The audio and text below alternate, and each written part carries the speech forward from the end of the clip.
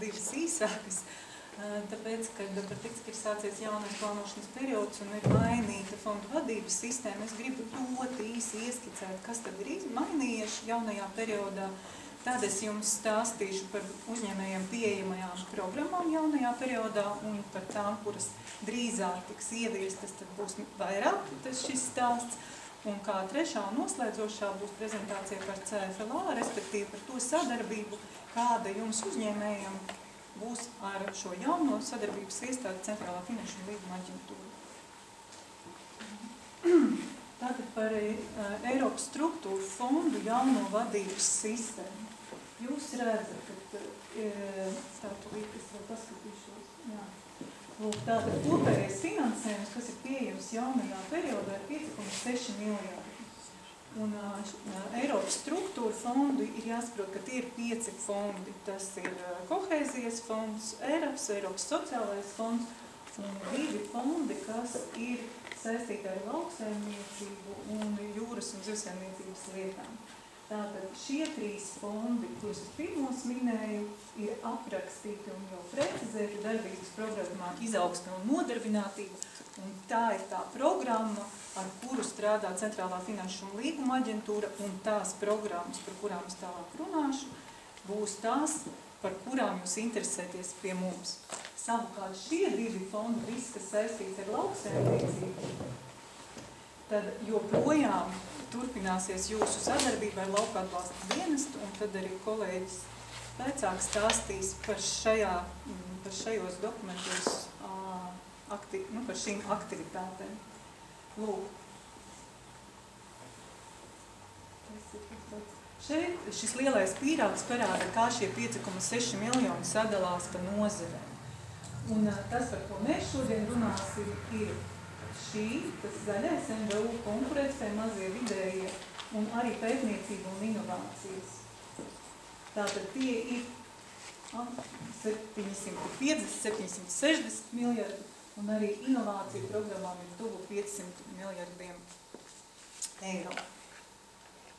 Tad, kas tad ir mainījies ar iepriekšējo periodu salīdzinot? Tātad iepriekšējā periodā atbildīgās iestādes ministrijas ir ministrijas, kas izstrādā nozaru politikas, izstrādā arī konkrētu aktivitāšu noteikumus, metodiku, kritērijus atlases. Un tad bija virkne ļoti daudz, cik ļoti daudz, līdz 10 sadarbības iestādēm. Jaunajā periodā tātad būtiskākās izmaiņas ir šīs, protams, ka ministrijas joprojām veic savu nozaru politikas veidotāju funkciju, bet sadarbības iestāde šobrīd ir nodefinēta viena, tā ir Centrālā finanšu līguma aģentūra. Kāpēc tas tika veikts? Tātad, lai vienkāršotu un atvieglotu dzīvi tiem, kas iesniedz šos projektus, un arī, lai visiem būtu vienādi vērtēšanas kritēriji, vienotas klientu informēšanas centrs, vienādi kritēriji, lēmumu apstrīdēšanas kārtība, respektīvi, lai atvieglotu dzīvi uzņēmējiem.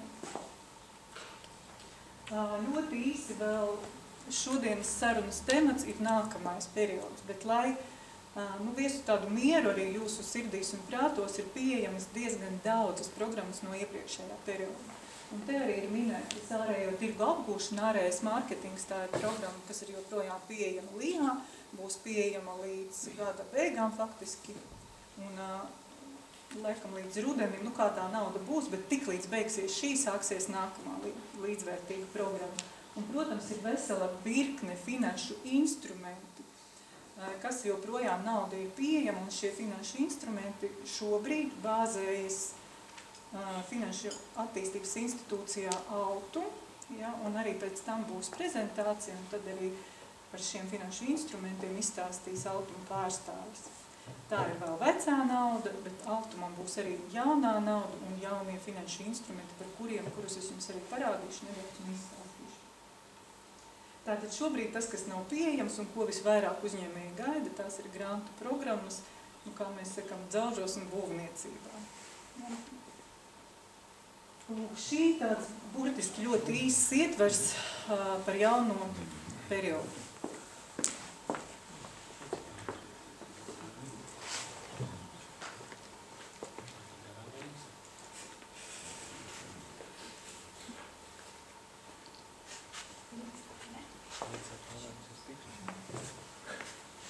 Es šodien esmu 3 vienā, visu vairāku ministriju prezentācijas prezentēju, bet tas ir šobrīd mans tāds tiešais pienākums.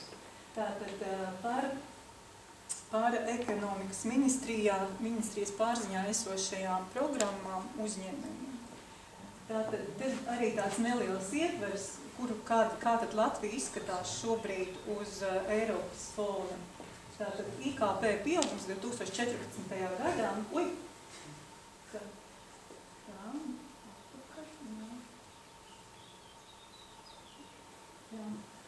Lūk, tātad mēs esam stabili pa vidu, aiz mums ir palikusi arī Igaunija, bet skaidrs ir, ka šis uzņemtais kurs mums ir jāturpina un jaunās darbības programmas galvenie tie vadmotīvi ir ieguldījumi pētniecībā, inovācijās un attīstīt mazo un vidējo komercdarbību, attīstīt eksportu un arī šos ieguldījumus pētniecībā, respektīvi attīstīt tādas nozares, kas ir augstu tehnoloģiskas.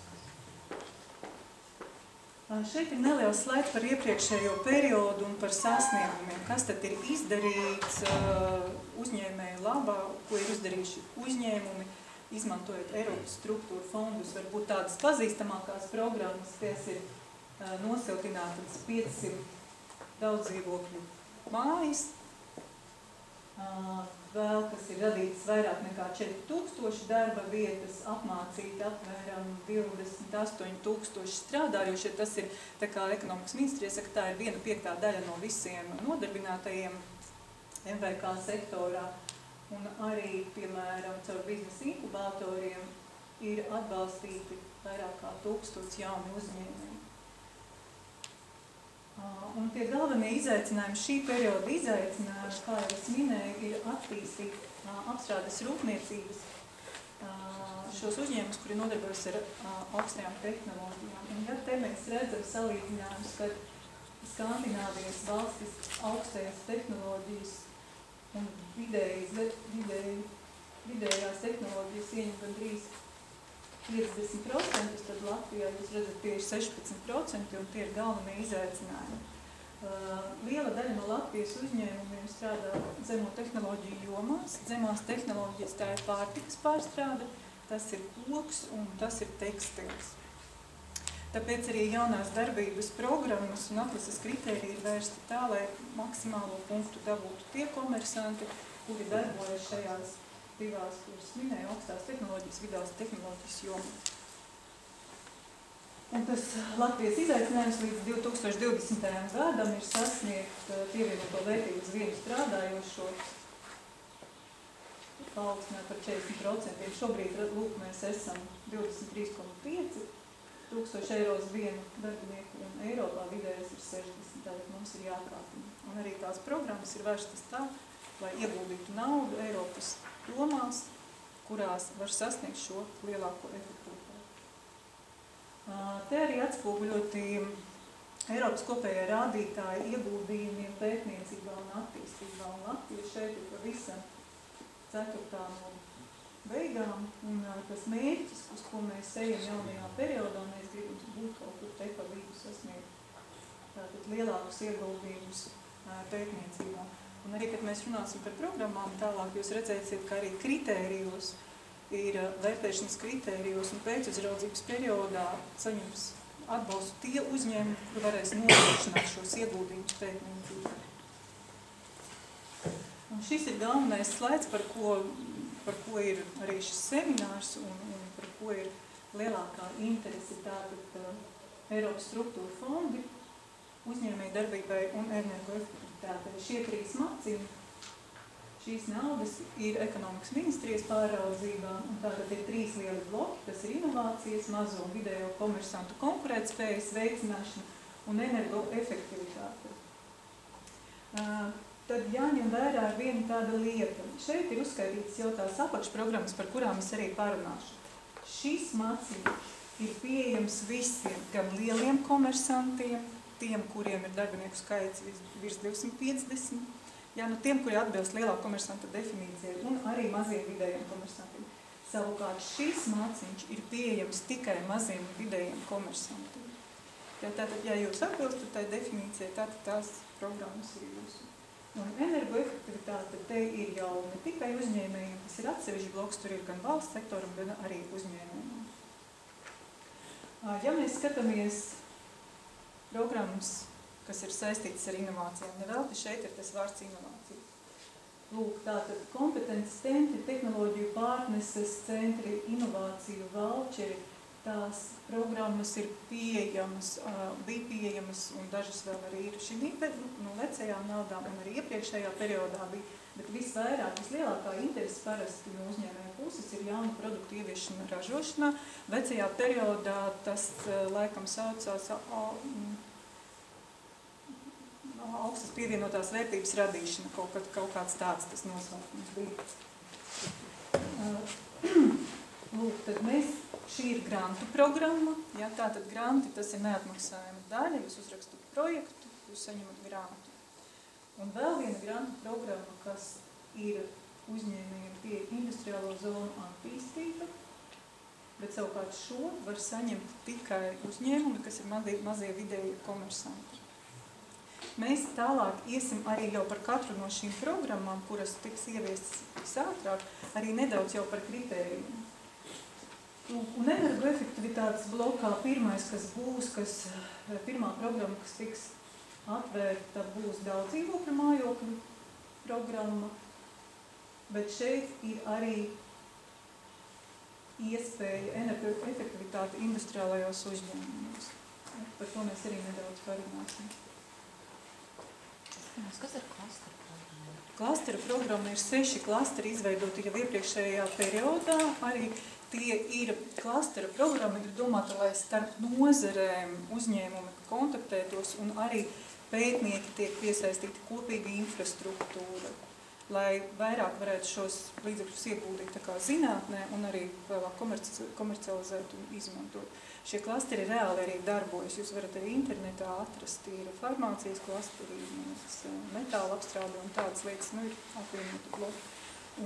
Un tas, ko es vēl gribēju pateikt, nevienmēr jūs nāksiet uz Centrālo finanšu un līguma aģentūru slēgt līgumus, jo tās programmas arī ir tāds ūdens kritums. Piemēram, biznesa inkubātoru programmā finansējuma saņēmējs būs LIA, un tad LIA jau tālāk strādās ar biznesa inkubatoriem.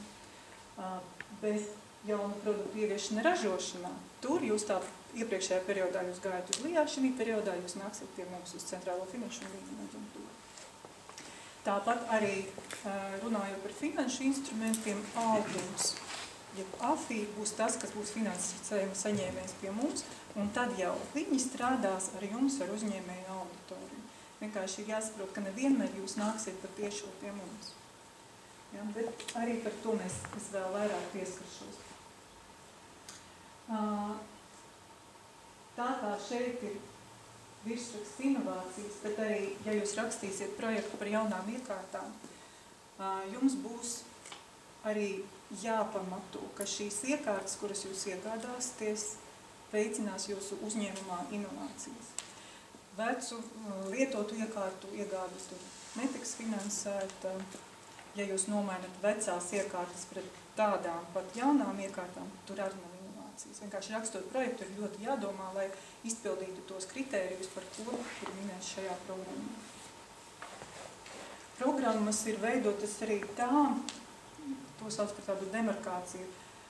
Ja jūs iekārtām varat dabūt šeit naudu, tad rūpnīcai jūs varat dabūt šeit naudu. Tātad, ja rūpnīca, tātad ir grīdas sienas jumts, bet nekas nav kas iekšā.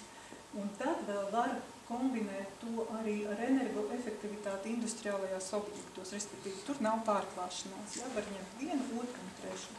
Bet visur ir vēl apakšā kritērija, un, protams, lai saņemtu vēl ir jāaiziet tas pirmais siets, par ko mēs parunāsim arī tālāk. Laika grafiks. Tātad šeit ir uzskaitītas tās programmas, kurām vajadzētu apstiprināt ministru kabineta noteikumus 2015. gadā. Šobrīd neviena atlase nav vaļā, neviena. Ja? Tātad lauka atbalsta dienestam ir cita situācija, viņiem jau bija vaļā viena atlase. Tātad jaunu produktu ieviešana ražošanā, ārējie tirgu un apmācības ir plānots kad būs jūlijā, bet tās iekārtu programma ir tā, ka vēl jāsaskaņo ar Eiropas komisiju.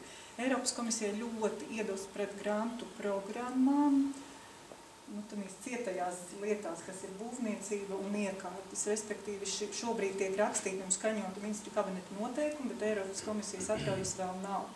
Es jums stāstīšu tas, kas ir noteikumu projektā, bet tikpat labi tur var būt ļoti būtiskas izmaiņas, vai, piemēram, pateikt, kad vispār šādu programmu neapstiprina, un kad vienīgais veids, kā jūs varat gūt fondu atbalstu iekārtām, jums ir jāiet, piemēram, uz autumu pēc finanšu instrumentiem. Jo kāpēc viņi pretojas? Tam dēļ, kad iekārtas un arī celtniecība tās ir lietas, kurām parasti bankas dod kredītus, tās ir lietas, kuras var kalpot arī kā ķīzlēks. Tas ir galvenais arguments. Un trešais arguments, ka iepriekšējā periodā ne īpaši liederīgi tika izmantoti šie fondi, sapirktas iekārtas, kurām ir lielākas jaudas nekā nepieciešams, dārgākas un tā tālāk. Jūs esat droši vien lasījuši arī valsts kontrolas ziņojumu par iepriekšējā perioda struktūra fondu aptvērumu. Tā kā es minēju, šīs ir vistuvākās programmas, kurām vajadzētu būt jau ministru kabineta noteikumiem jūlijā, un atlase sāktos tad septembrī. Un tātad projektu jau līgums varētu parakstīt un sākt projektus īstenot 16. gada sākumā. Un tagad drusku vairāk katru no tām programmām. Jaunu produktu ieviešana ražošanā. Tātad kopējais finansējums ir 60 miljoni, kas ir tāds vidējs varbūt cipars, bet jebkurā gadījumā kādi projekti tad tur varētu būt. Tātad 50 000 minimālās attiecināmās izmaksas. Šajā programmā plānotā intensitāte atbalsta līdz 35%. Ja, tas ir tas, kas arī parasti, cik tad tas liels grāns būs, līdz 35%. Un tas nozīmē, ka tā projekta pats lielums, ja minimālās attiecināmās izmaksas ir 50 000, tātad projekti varētu būt sākot no 140 000 eiro, ja? Un līdz pat 5,7 miljoniem. Tātad, ja jūs sevi tur redzat, tādus projektus, tad mazāki par 140 000, tādu projektu faktiski nekvalificēja. Tātad atbalsts tiek piešķirts jaunu ražošanas un pakalpojumu sniegšanas iekārtu iegādēji. Nozaru ierobežojums atbalstu piešķir apstrādes rūpniecības nozare un veselības aprūpes nozare. Ja, tikai un vienīgi. Ja jūs esat vai projekts jūsu nākamais atbilst jūsu nozare NAIS klasifikātora C sadaļai, tad jūs klasificējaties. Tātad arī vēl rezultatīvie rādītāji uz katriem 200 000 eiro no fondiem ir jārada viena darba vieta. Ja, tātad to jau raksturo projektu, jums ir jāpamato uz katriem 200 000 publiskā nauda viena darba vieta. Un šajā programmā ļoti obligāts nosacījums ir, ka saražotā produkcija 50% ir eksports.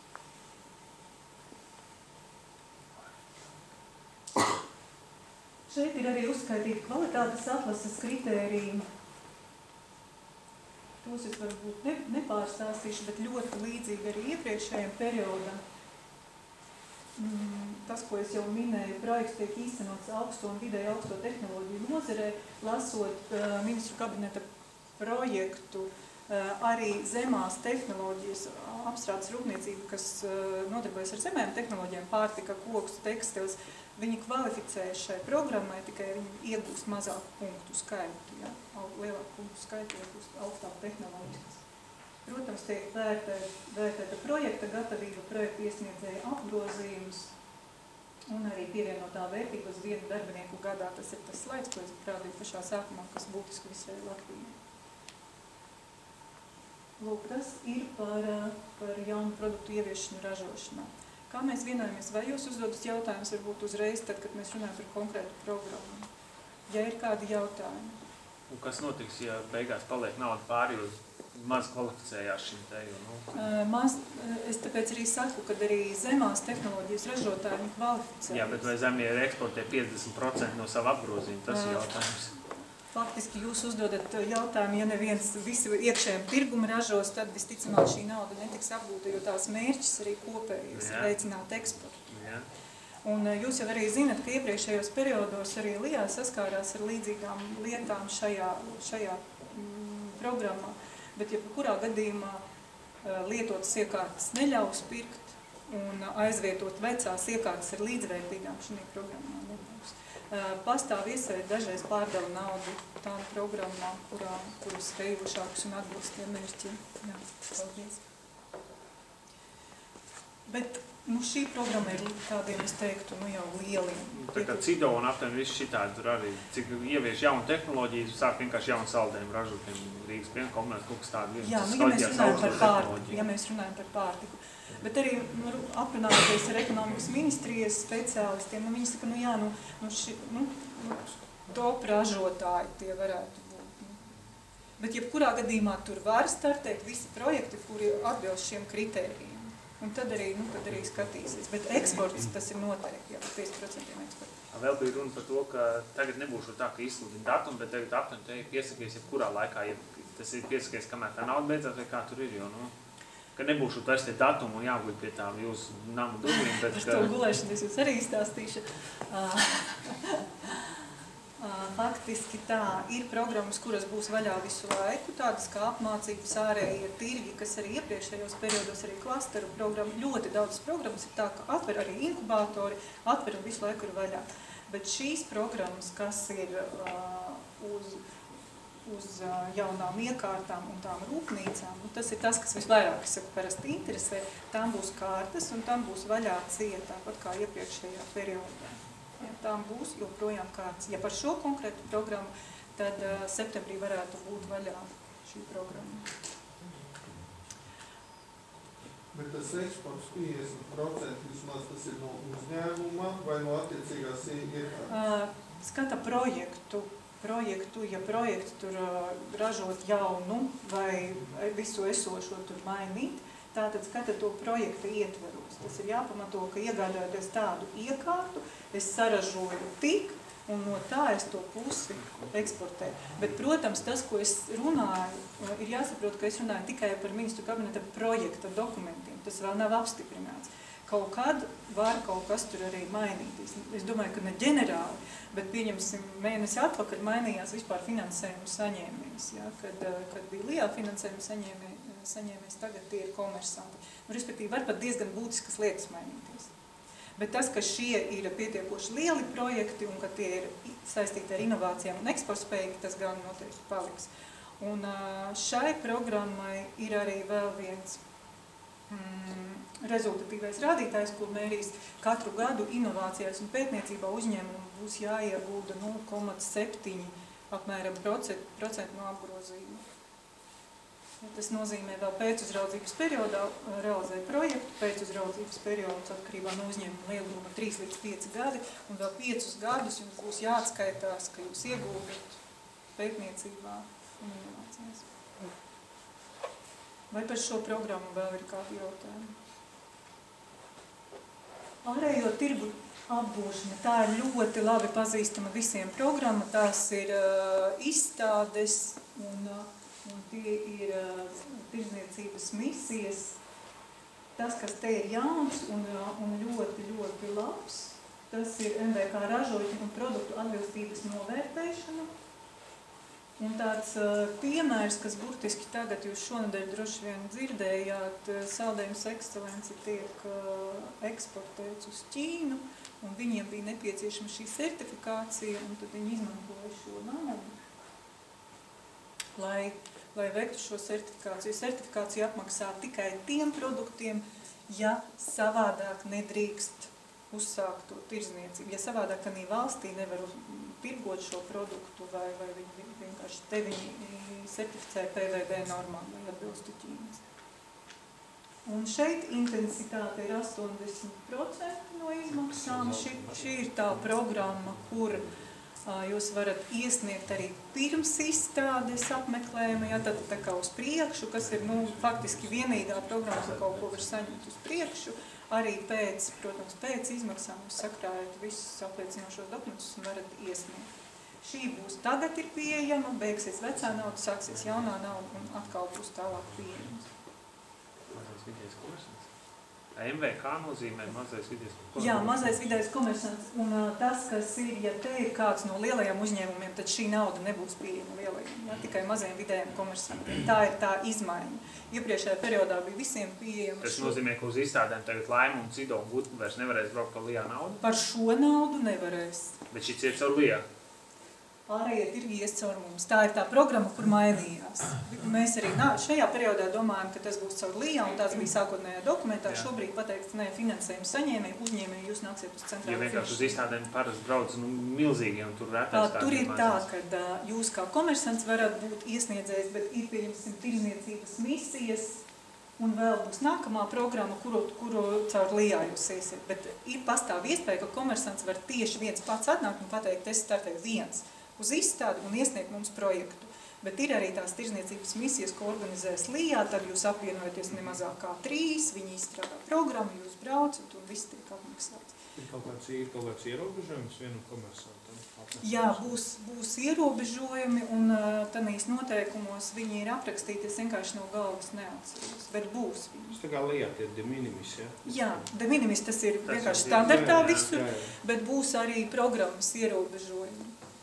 Ir jau tādi ierobežojumi, kur uzņēmējs fondu atbalstu vispār kopēji vienā gadā var saņemt ne vairāk kā cik tur 3 miljonu laikam, tā, ne, periodā. Būs tie ierobežojumi. Par dalību tirzniecību, es zinu, ka Lijā tagad apmaksā arī tās privātās vizītes aptuveni, ja tevi tur otrā pasaules galā tavs klients. Šobrīd nebūs. Tad tev vairs nebūs. Tas teikt, pagaidām, ja Lijā to piedāvā, tad jāizmanto tagad. Jā, tas ir tas, kas ir izņemts. Tās saskaņotās vizītes, kā viņas tur jā, tās individuālās vizītes. Bet tās bija tikai šogad, man šeit atvērt. Kad viņas nesen jau tika atvērt? Viņš jau nebija visu laiku. Un arī nebūs. Bija un nebūs. Jā, bet būs tirzniecības misijas, kurās jūs trietā. Nu, tur ir tā ideja nevis, ka vienam to naudu visu iztērē, bet kad vienojās, pieņemsim, vismaz tie 3 komersanti, nezinu, uz to Ķīnu braukt. Un tad jā, tur ir trietā, jā. Un tad bet tur ir arī ierobežojumi nauda, kas ir Eiropas Savienībā, cik var tērot un cik varēs tērēt arī ārpus, ja brauc uz ārpus Eiropas Savienības valstīm.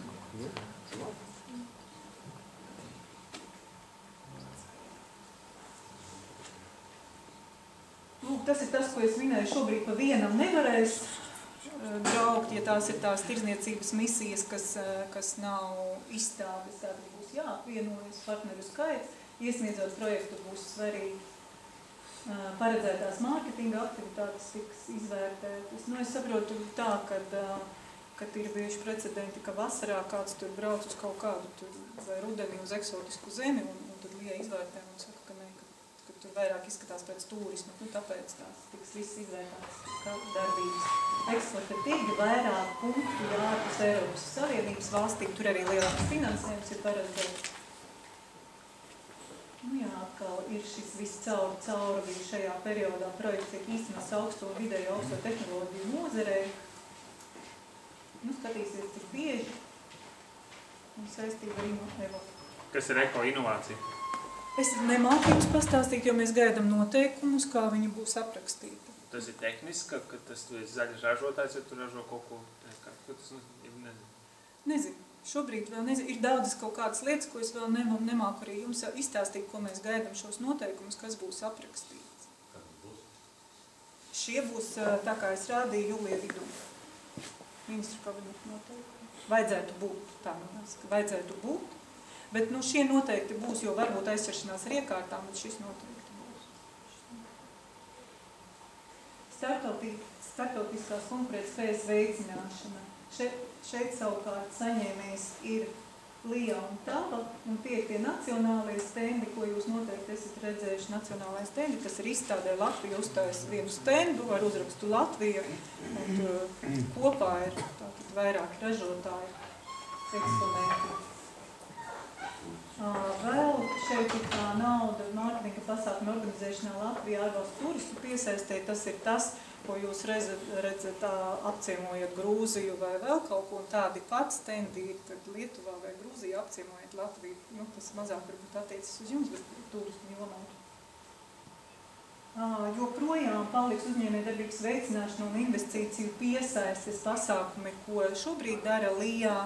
Viņi to dara bez maksas un tie ir fondu līdzekļi, bet jūs varat iet uz konsultēties un viņi palīdz šīs piesaistīt investīcijas. Viņiem ir arī ārzemju pārstāvniecības, tā kā bija līdz šim, tā arī ir joprojām un būs tā nauda viņiem pieejama.